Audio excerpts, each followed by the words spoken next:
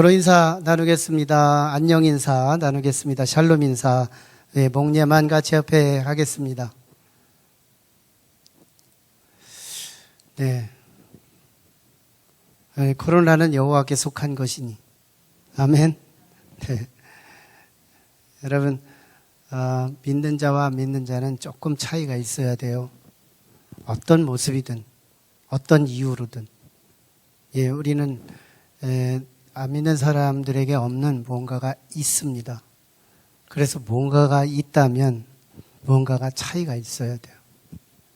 똑같다면 심각한 문제예요. 과연 하나님께서 우리를 구원하시는 그날에도 우리 일반인들과 똑같이 취급하신다면 큰일이잖아요. 뭔가 조금 차이가 있어야 돼요. 우리 안에 준비된 내면에 채워진 그 어떤 것으로 뭔가 달라도 다른 게 있어야 돼요. 이거는 특별하게 살려고 잘난 체 하려고 하는 잘난 게 아니에요. 우리 안에 신이라는 하나님이 계시다면 뭐가 달라도 달라야 합니다. 다윗은 이렇게 달랐어요. 그는 청소년 때 구별된 멘트가 있었는데요. 전쟁은 여호와께 속한 것인지. 그거 누가 알려준 거 아니에요. 자기가 깨달은 것이고 자기의 신앙 고백이었어요. 달랐잖아요. 사울도 깨닫지 못했던 거. 예, 그의 형들 3명도 깨닫지 못했던 거. 다윗은 깨달았어요. 청소년기에. 누가 알려준 공시가 아니었어요. 그리고 전쟁은 여호와께 속한 것이다. 그리고 골리앗을 넘어뜨립니다. 대단하죠? 여기서 전쟁은 여호와께 속한 것이라고 했을 때 자기만 빼놓고 남들은 다 죽고 자기만 산다는 개념이 아니에요. 전쟁은 여호와께 속한 것이다. 이 말은 자기도 활 맞아 죽을 수 있다는 것을 의미해요. 하나님의 주권을 거기까지 인정해 드리는 거예요. 나만 얌체처럼 산다. 나만 피해서 재앙이 없다. 이 개념이 아니에요. 하나님께서 전쟁은 여호와께 속한 것이기에 악의 세력을 무너뜨릴 거지만 그 악의 세력이 나일 수도 있다는 개념. 그래서 나까지도 쓰러뜨릴 수 있다는 여기까지 인정해드리는 주권신앙. 여기까지 우리는 가질 수 있겠느냐는 거예요. 그러면 하나님이 우리를 지켜주세요. 기복신앙 아닙니다. 약속이에요. 언약이에요. 저는 마스크 쓰면서 하나님, 내 입술을 조심하게 해주세요. 이런 기도를 합니다. 저는 손을 씻으면서도 하나님, 내 마음의 손도 깨끗게 하옵소서.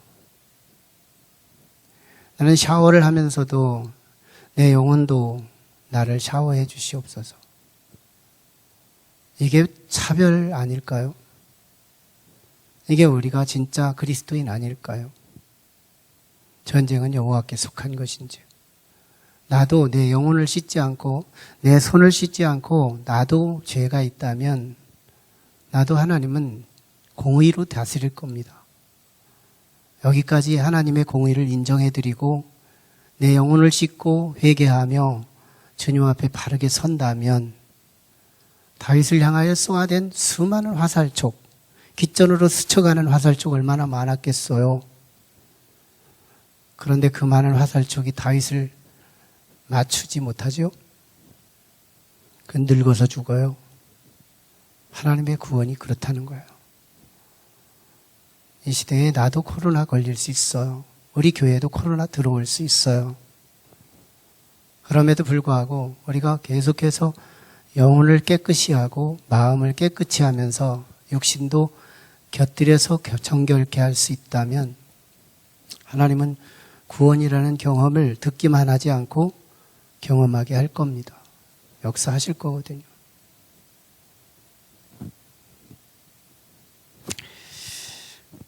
오늘의 시대를 코드 시대라고 말하기도 합니다. 가장 중요한 정보나 소유를 어떤 코드, 거기에 약속된 코드를 통해서만 그 신상정보, 그 중요한 공동체에 참여할 수 있고 가장 중요한 것 소유를 가질 조건을 취할 수 있다는 거예요. 여기서 이 코드라고 하는 영어 단어는 CODE, 코드. 이 코드는 우리가 일상으로 수코드, 넘버 코드라고 하죠. 그리고 바코드, 스탠드 바, 이게 세워진 막대기가 굵게 짧게 해서 국가번호, 지역번호, 상점번호 이런 것들로 해서 거기에 신상 카드를 통하여 물질이 유출되고 들어오고 할 수 있는 바코드. 그리고 오늘날에는 QR 코드라고 해서 정말 자신의 그룹, 자기들만의 아지트가 될 수 있는 회원권을 누리게 되고 많은 정보들을 서로 교환할 수 있는 비밀 코드라는 것이 있어요. 이 코드는 이 비밀번호 또는 암호 또는 그 초점 뭐 이런 것들로 해석이 되는 개념입니다. 이것을 통해서 그들 안에 있는 멤버들이 서로 간에 누릴 수 있는 특권을 유지하게 하죠. 이런 코드 개념이 우리의 신앙에도 적용되더라는 거예요. 성경은 참 많은 것을 약속하고 있어요. 구원이라는 걸 약속하고, 그리고 축복이라는 걸 약속하고, 그리고 영광이라는 것을 약속하고, 그리고 형통이라는 개념도 약속하고 있고, 그리고 이적이라는 거, 그리고 표적이라는 거. 우리가 기도 제목을 가지고 모두가 잘 되기를 바라는 온갖 축복들이 성경은 소개하고 있어요. 하지만 많은 사람들은 이 축복을 경험하는 사람들도 있고, 이 축복이 듣기만 하고 경험되지 못하는 사람들이 있더라는 거예요. 어떤 차이일까요? 신앙에도 코드가 적용되고 있다는 거예요. 어떤 사람이 참 신앙생활을 하는데 이 코드를 잘 붙들고 가는 신앙이 있고, 이 코드를 놓치고 상식으로 예수 믿는 사람들이 있다는 거예요. 과연 우리의 삶 속에 상식이 신앙을 이끌어갈 건가, 아니면 하나님께서 약속하신 이 코드에 맞춰서 신앙생활을 하는 것인가, 이 부분이 중요한 초점이라는 거예요. 우리는 많은 이적과 하나님의 약속하신 바를 참 우리가 듣기만 하지 않고 경험하는 복된 성도들이 될 수 있기를 주의 이름으로 축원합니다. 오늘 말씀은 예수님께서 세례 요한에게 요단강으로 나아가서 세례받는 내용이 나와요. 그런데 예수님이 세례 받으러 나아갔더니 세례 요한이 놀랍니다. 아니, 예수님, 내가 예수님에게 다가가서 세례를 받아야지 어째서 예수님께서 나한테 세례를 받으러 오십니까? 그랬더니 예수님께서 오늘 15절에서 주시는 말씀이 이제 허락하라. 우리가 이와 같이 하여 모든 의를 이루는 것이 합당하니라. 이 말씀 한마디로 세례 요한이 말귀를 알아듣고 예수 그리스도를 침례, 세례라고 하지만 약식이고, 침례는 물속에 들어갔다가 나오는 개념이에요. 들어갈 때 죽음을 의미하고 나올 때 부활을 의미하는, 다시 말하면 새롭게 태어나는 신생을 의미합니다. 이게 침례요, 또한 세례라고 하는 것이죠. 그런데 참 예수님께서 이 세례를 끝나는 즈음에 곧바로 일어난 이상한 현상이 나타나는데 하늘문이 활짝 열렸다는 거예요. 어떻게 열렸는지 모르겠어요. 하늘문이 열린대요. 그러더니 성령이 비둘기처럼 임하더니 예수 그리스도에게 성령이 충만하게 임하면서 소위 우리가 난생 처음 들어보는 성령 세례라는 것이 이루어지더래요. 사람이 물 세례를 했더니 성령이 세례를 불로 해 주시더라는 거예요. 이건 세례 요한이 예언했던 바를 성취하는 내용이죠. 나는 물로 세례를 주거니와 오시는 그분은 불로 세례를 주겠다. 이 약속을 이루고 있는 것이죠. 근데 놀랍게도 여기서 끝나지 않고요. 하늘이 열리면서 세례가 임하고 성령의 세례가 임한 뒤에 주의 음성이 들리는데요. 이는 내 사랑하는 아들이요 내 기뻐하는 자라 하시니라. 이 말씀이 하늘에서 들리더라는 거예요. 이것이 오늘 우리에게 소개된 말씀 전부죠. 이 말씀에서 우리가 먼저 하나님의 은혜에 진입하기 전에 의문스러운 질문을 한번 풀어볼 필요가 있습니다. 어떻게 해서 세례 요한이 예수님을 세례할 수 있을까 하는 질문이에요. 이게 아주 우리가 사람이라면 세례 요한 앞에 가서 세례를 받아야 맞지만 예수님은 그리스도요, 그리고 메시아예요. 하나님의 신분을 가지고 이 땅에 오신 신령한 분이고 권위 있는 분이세요. 그분이 영적으로 더 권위 있는 분이 영적으로 권위가 약한 인간에게 세례를 받는 건 어불성설이다. 이건 상식적으로 맞지 않는다는 개념이에요. 이 부분을 우리가 참 어떻게 해서 예수님이 이 부분을 뒤집고 당신이 인간에게 하나님 되신 분이 세례를 받을 수 있었는가 하는 부분이에요. 사실 이 질문은 두 가지 이유 때문인데요. 하나는 하나님이 사람에게 받을 수 없다고 하는 상식 때문이에요. 이 상식. 어떻게 영권이 더 센 사람이 영권이 약한 사람한테 세례를 받을 수 있냐는 거예요. 이 질문, 이건 상식 때문에 만들어진 질문이에요. 또 하나는 세례 요한의 세례는 죄인들이 회개하고 받는 세례예요. 그런데 예수님이 죄가 없으신 그분, 의로우신 하나님 그분이 어떻게 죄인들이 받는 세례의 현장에 참여하여 세례를 받을 수 있냐는 거예요. 이 또한 질문은 상식에서 나온 질문이에요. 어떻게 가장 거룩하고 지존한 분이 가장 죄인들이나 세례받을 수 있는 그 낮은 곳에 내려갈 수 있겠느냐는 거예요. 그러나 이 모순된 이 질문의 현장에 예수님이 15절 외마디가 이 문제를 풀고 들어가요. 이제 허락하라. 우리가 이와 같이 하여 모든 의를 이루는 것이 합당하니라. 이 말씀이에요. 합당하니라. 여기서 이 예수님께서 하신 이 말씀이 세례 요한은 알아들었지만 오늘 우리는 참 이게 숨겨진 코드이기 때문에 정말 알 수 있는 사람들에게만 알려진 비밀 코드이기 때문에 이 말씀을 우리가 풀어야 알 수 있는 거예요. 이 말씀을 헬라어로 쓰여지는 디카이오시네라는 단어를 쓰는데요. 디카이오시네, 모든 의를 위해서 일을 행하라는 거예요. 의를 위해서. 다시 말하면 하나님의 의. 그것은 하나님의 뜻이기도 한 거예요. 하나님의 뜻, 내 상식으로 하지 말고 하나님의 뜻을 코드를 맞춰봐라. 그러면 오늘 이 세례 사건에서 하나님이 하시는 일을 볼 거다 이 말이거든요. 그러니까 너는 상식선에서 세례하지 말고 하나님이 약속 있는 코드를 붙들고 내가 너에게 다가가거든 너는 나를 붙들고 핸들링 하라는 거예요. 나를 침례하라는 거예요. 그럼 하나님이 역사하신다는 거예요.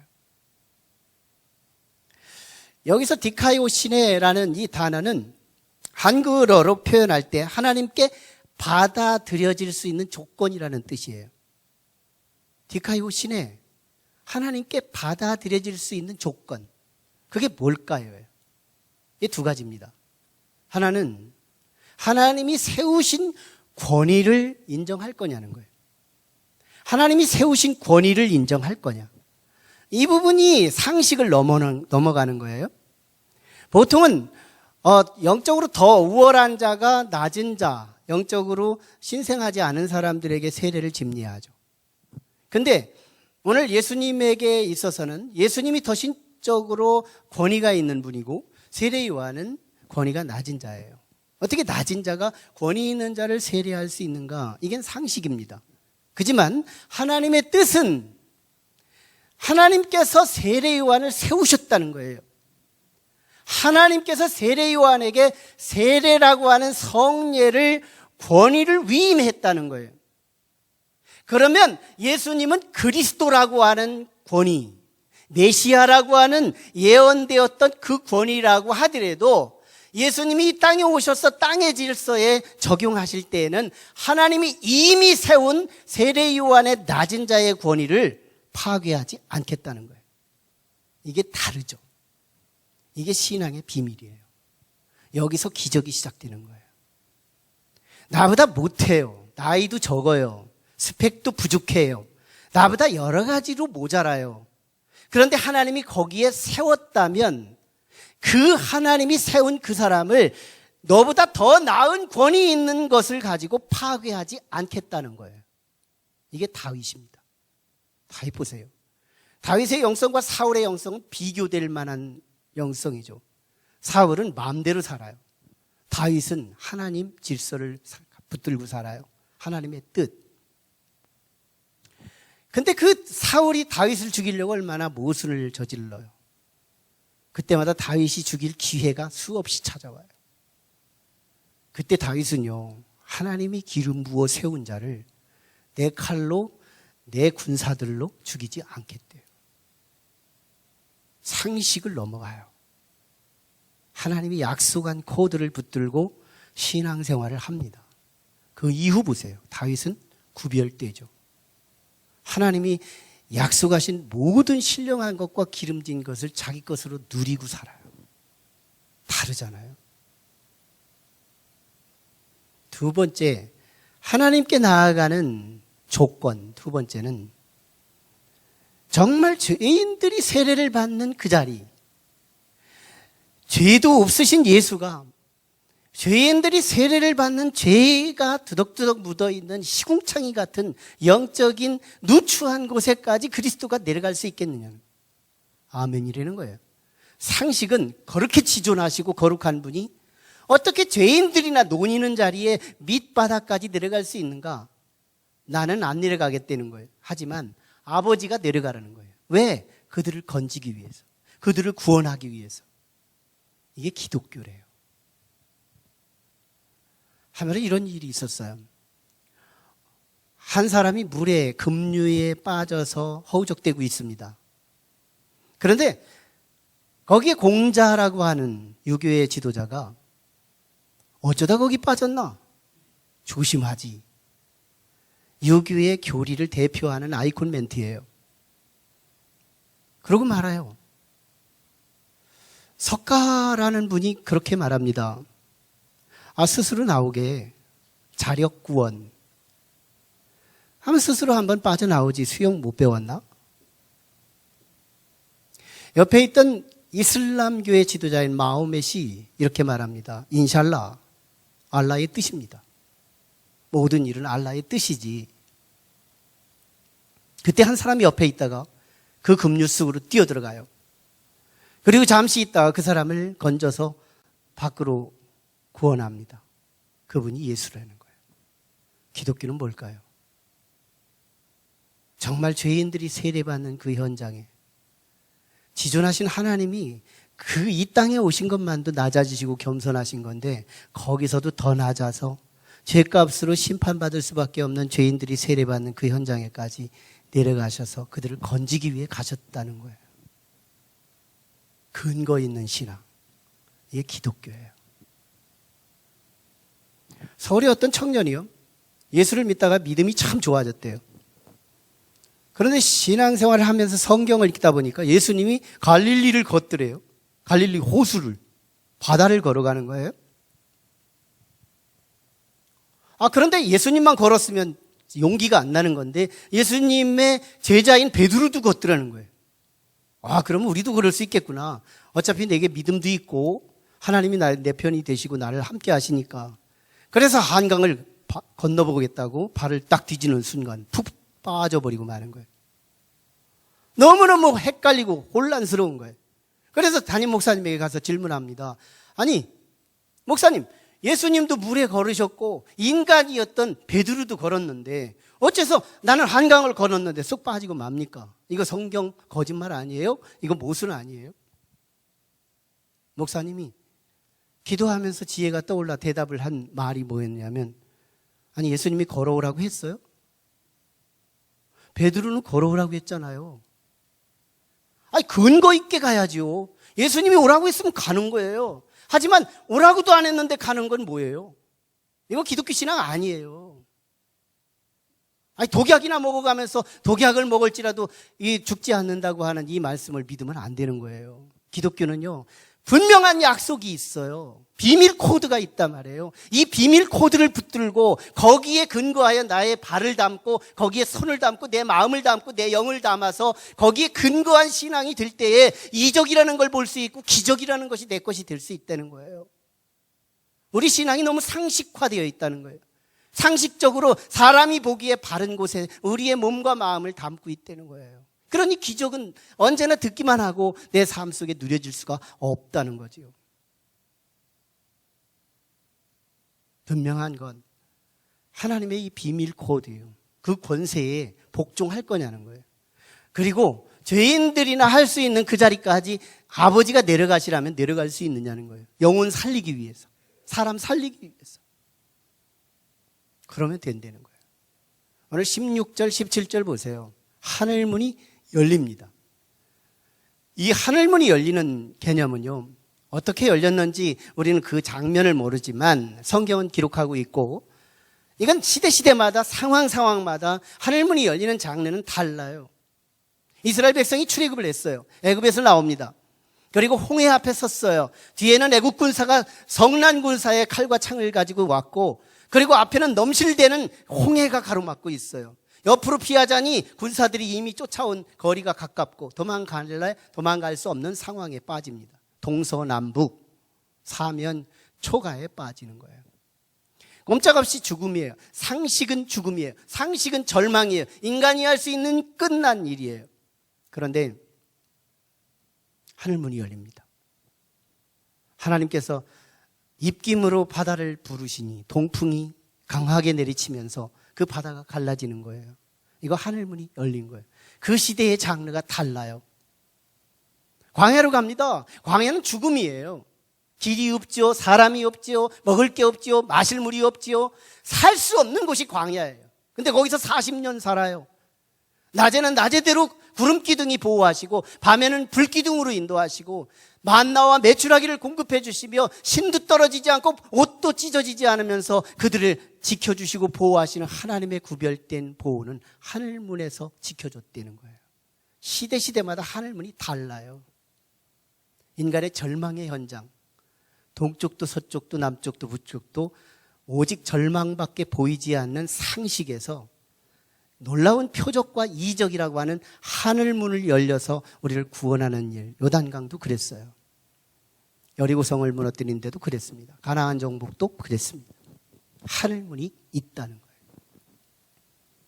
여러분, 하늘문이 열리니까요, 예수님의 세례는 이전에 없던 세례가 가장 인류 최초의 한 세례가 생겼으니 그게 바로 성령 세례였어요. 성령 세례. 여러분, 오늘 우리에게도 이 목표가 다시 한번 재현될 수 있기를 축원합니다. 성령 세례라고 하는 것. 사람이 할 수 있는 최선은 물 세례밖에 없지만 하나님이 하실 수 있는 세례가 연동될 수 있는 세례가 있다니 그게 바로 성령 세례라는 거예요. 이 성령이 세례가는 성령 충만과 비교되는 거예요. 대조되는 거예요. 아니, 대조된다는 개념보다 차별되는 거예요. 성령 세례는 DNA가 바뀌는 거예요. 예수 그리스도와 우리 사이의 DNA를 99.9%로 비율을 맞출 수 있는 거예요. 성령 충만한 개념은 내가 하나님을 사모하는 과정 속에 성령이 나를 지배를 충만하게 해서 내 어느 한 시점 동안 성령의 뜻대로 살아갈 수 있는 삶의 변화를 말하는 거지만, 성령 세례는 지금까지는 내 이성이 나를 이끌어왔지만 이제부터는 내 하나님이 나를 이끌어 가시는 하나님 신정왕국의 백성의 태동을 말하는 거예요. 변화예요. 거듭남이에요. 새로운 시작이에요. 성령 세례가 임한 그 시점에서요, 놀랍게도 성령 세례로 끝나지 않고 예수님에게 아주 돈독한 오늘 말씀의 하이라이트가 되는 말씀을 듣게 됩니다. 하늘의 음성을 들어요. 무슨 말이에요? 오늘 17절에 이는 내 사랑하는 아들이요 내 기뻐하는 자라 하시니라. 이 말씀이에요. 이 말씀이 대단한 거예요. 이 말씀은 단회적이고 소비적인 말씀이 아니에요. 영구적이고 오늘 우리에게도 허락하시는 말씀이에요. 성령이 우리를 다스리시고 우리에게 개입하시고 우리와 함께 하시면 가장 먼저 바뀌는 부분이 있는데 말씀 사역을 도와줍니다. 말씀이 달라져요. 말씀을 듣는 게 다르고요. 말씀을 전하는 게 달라요.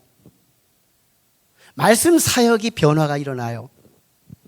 성령께서 내게 임하기 이전에는 이성으로만 듣습니다. 그러니 상식으로 듣죠.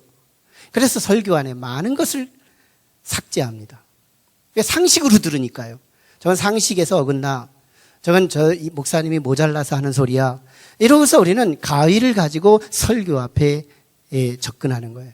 그래서 자를 게 많아요. 삭제할 게 많아요. 보세요.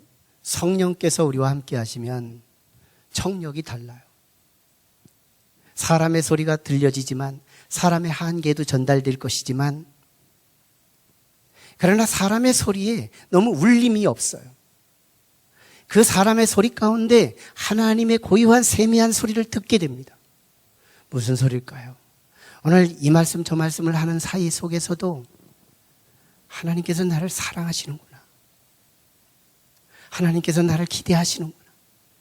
하나님께서 나를 기뻐하시는구나. 이 소리는 시간마다 하나님은 우리를 사랑하시기에 주시는 말씀이고 하나님은 나를 기대하셔서 주시는 말씀이고 하나님은 나를 기뻐하셔서 주시는 말씀들로 듣게 된다는 거예요. 사람들의 다양한 상식적인 말들이 수없이 전달되지만 이 소리는 순간 잃어버리게 되고요. 하나님의 소리만 듣게 되는 거예요. 이는 내 사랑하는 아들이요 내 기뻐하는 자라 하시니라. 이 음성을 예수님이 들으셨다는 거예요. 그런데요, 이 예수님의 음성은요, 예수님께서 들으신 이 말씀은 예수님 혼자 들은 말씀이에요. 어쩌면 세례요한도 들었을 가능성도 없지는 않아요. 하지만 세례요한이 들었다고 해도 세례요한은 예수님을 세례에 침례하시고 바로 감옥에 들어가고 그리고 그 후에는 참형당해서 죽어요. 그러므로 이 세례요한이 들었다고 해도 별 영향이 없는 거지만 예수님 혼자 들었다는 것이 성서학자들의 주된 메시지예요. 환상 중에 주님이 들으신 말씀인데요. 그런데 왜 공관복음, 즉 마태복음, 마가복음, 누가복음이라는 이 공관복음에 왜 이게 메인 주제와 타픽으로 주어지느냐는 거예요. 그 세례 현장에서 이 음성을 들은 사람은 오직 예수님 한 분인데 어째서 마태복음에도 나오고 그리고 마가복음, 누가복음에도 나오느냐 이 말이에요. 그리고 그것도 가장 중요한 이 타픽 메시지의 핵심으로 소개되느냐는 거예요. 뭘 말하는 걸까요? 예수님은요, 이 음성을 듣고 공생애 내내 이 말씀을 되뇌이고 툭하면 이 말씀을 늘 제자들에게 이 말씀을 하게 한 거예요. 내가 세례받을 때, 내가 요한한테 세례받을 때 하늘문이 활짝 열리고 성령이 세례가 임하며 내게 하늘에서 음성이 들리기를 이는 내 사랑하는 아들이요 내 기뻐하는 자라 하시니 이제 하나님이 나를 사랑하신다 그랬다. 하나님께서 나를 기뻐하신다고 그랬다. 하나님이 나를 기대하신다고 그랬다. 그러니 너희가 끝까지 나와 함께 할 수 있다면 너희도 하나님을 사랑할 것이다. 너희를 하나님이 기뻐하실 것이다. 그러니 정말 우리가 실족하지 말고 끝까지 믿음으로 나와 함께 하나님 나라를 건설하자. 예수님께서 이렇게 잔소리처럼 누누이 하셨던 이 말씀이 제자들에게는 인각이 된 거예요. 마음의 세뇌가 된 거예요. 그러니 이 복음, 공관복음서 안에 메인 메시지로 주어지는 것이잖아요. 아무도 듣지 못했던 이 메시지가 그들에게 가장 큰 울림이 될 수 있었던 이 말씀은 예수님의 공생의 기간 내내 3년 반 동안 얼마나 많은 시리고 싸늘한 시선 앞에서 그 사역을 감당했던가요? 다 정죄하고 예수를 죽이겠다고 삼엄한 돌 들은 백성들에게 칼 들고 있는 백성들 앞에서 그 사역을 감당하느라 얼마나 힘들고 어려웠을까요?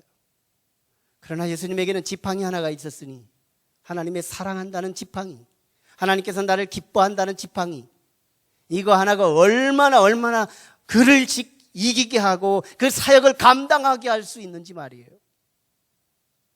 보세요. 오늘 우리 가정에서 우리 아버지가 나를 사랑한다는 확신만 있어도 가정은 천국 시작될걸요. 오늘 우리 회사에서 사장님이 나를 사랑한다는, 사장님이 나를 기대한다는, 사장님이 나를 기뻐한다는 마음 하나만 확신할 수 있어도 회사 생활은 즐거움이 올걸요. 학교에 선생님이 나를 사랑한다고 하고 그분이 나를 기뻐하신다고 하는 이 사실 하나만 확신을 가져도 학교 생활은 달릴걸요. 인생도 마찬가지라는 거예요. 이 삼엄하고 싸늘한 이 사회 속에 살아가는 과정 속에 하나님의 사랑이라고 하는 옷을 입지 못하고 하나님의 사랑의 지팡이와 하나님이 기뻐하시는 이 지팡이 없이 어떻게 이 세상을 살아갈 수 있겠어요? 한 주간 동안 우리가 예배를 드리고 주의 음성을 들을 때 뭘 들어야 할까요? 예화 하나 듣고 어떤 흠이나 뜯어버리는 그런 음성으로 우리가 생활을 한다면 세상에서 뭘로 이길 수 있을까요? 사람의 상식적이고 사람의 너무너무 부족한 메시지만 기억하는 게 아니라 하나님께서 내게 들려주시는 나를 사랑한다는 메시지, 그리고 나를 기뻐한다는 하나님의 메시지를 들을 수 있는 사람만이 이 삼엄하고 거칠고 어려운 이 사회를 지팡이처럼 짚고 능히 일어나고 걸어갈 수 있는 게 아니냐는 거예요. 이 시대는 하나님에 대한 사랑의 확신, 하나님께서 나를 기뻐하신다는 이 기쁨의 확신, 하나님이 나를 기대하신다는 기대주의 확신, 이것이 오늘날 우리 성도들에게 필요하다는 거예요. 얼마나 귀한 모습인지. 오늘 우리에게도 이 음성을 들을 수 있기를 주의 이름으로 축원합니다. 이는 내 사랑하는 아들이요, 이는 내 사랑하는 딸이요, 이는 내 사랑하는 내 기뻐하는 자라 하시니라. 하나님의 기쁨의 대상, 하나님의 사랑의 대상, 이게 우리라는 거예요. 이게 저예요. 저는 하나님이 사랑하세요. 저는 하나님이 기뻐하세요. 저 이것 때문에 사는 거예요. 얼마나 싸늘한 이 사회, 인정도 없고 사정도 없고 객관밖에 없고 주관도 없는 이 사회 속에서 우리가 이 싸늘한 이 사회 속에서 살아남을 수 있는 유일한 우리의 믿음의 지팡이가 있다면 하나님은 나를 사랑하신다는 거예요. 하나님은 나를 기대하시고 하나님은 나를 기뻐하신다는 거예요. 이 진리가 얼마나 중요한지 몰라요. 주의 음성이 들리시는지요? 우리는 창립 5주년을 맞이합니다. 5년 전 7월 5일 날 이곳에서 최초 예배를 시작합니다. 감격스러웠어요. 너무너무 감격스러웠죠. 어쩌면 건축 기간에 놀라운 힘들었던 만큼의 감격이 왔는지도 몰라요. 해마다 5년 차 여기에서 감요리 봉헌 예배를 드리고 있지만 해마다 그 순간이 재현되고 기억이 나요.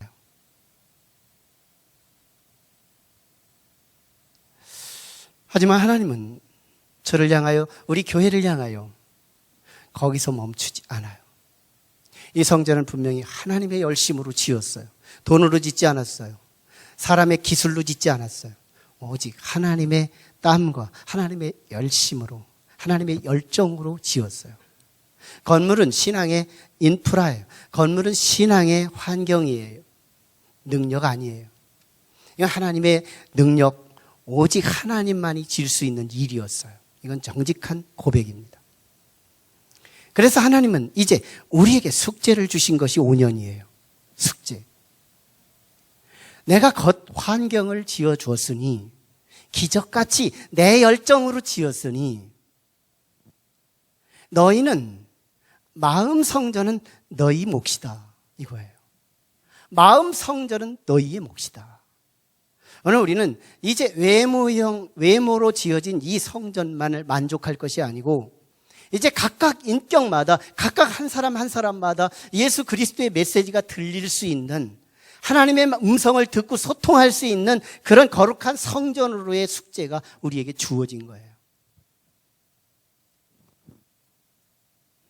이 성전, 우리가 내면 속에 그리스도를 모시고 주의 음성이 들릴 수 있는 마음 성전이 지어지지 않는다면 하나님은 이 성전을 지은 목적이 실패로 돌아가요.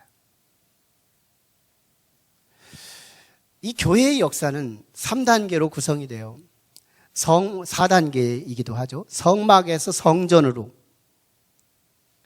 그리고 성전에서 회당으로. 이건 핏박기의 회당 제도가 어쩔 수 없이 이루어지게 되죠. 회당 제도에서 교회 제도로 이렇게 바뀝니다. 4단계죠. 성막이 어디에 근거할까요? 하나님 말씀에 근거해요. 성전의 제사와 성전의 기도가 말씀의 근거예요. 회당으로 바뀔 때는 성경 공부밖에 없었어요. 말씀이에요. 교회는 말씀이 근거해서 기도가 있고 기도와 봉사와 선교가 주어지는 거예요. 그러므로 공통인수는 말씀이에요. 성막도 말씀이요, 성전도 말씀이요, 회당도 말씀이요, 교회도 말씀이에요. 그러니까 이 신령 공동체는 이 말씀이 소통이 안 된다면 이 교회는 무너진 거예요. 우리는 이 오늘날에 하나님이 기대하시는 것이 뭐예요? 소통자를 찾는 거예요. 상식선에서 신앙생활하는 사람에게 하나님은 기대하지 않아요. 약속의 코드를 붙들고 하나님이 약속에 어디에 민감한가? 하나님께서 어디에 민감하게 말씀을 붙들고 거기에 에너지를 쏟고 땀을 쏟고 피를 쏟으며 헌신하고 봉사하는가? 여기에 주목을 하시는 분이 하나님이시라는 거예요. 정확한 코드만 가지고 있으면 하나님께서 우리에게 주시는 하늘문을 열어주시고 듣도 보지도 못했던 성령께서 우리 안에 들어오셔서 나를 핸들링하시며 DNA를 99.9%로 예수 그리스도를 닮게 해주시고, 그동안에는 사람의 예화 정도만 들리던 그의 귀가 이제는 주의 세미한 음성을 들으며 이는 내 사랑하는 아들이요 내 기뻐하는 자라 하시는 주의 음성을 듣는 마음의 성전이 필요하다는 거예요. 마음의 성전을 이루려면 오늘 지금까지 말씀 나눈 것 중을 최종 정리하면 나오게 돼 있어요. 첫 번째가 깨끗함입니다. 마음의 성전. 예수님은 이게 필요가 없어요. 왜? 거룩하신 분이었기 때문에. 그러나 우리는 필요한 거예요. 누구나. 거룩한 삶이 있다고요? 상관없어요. 회개가 필요합니다.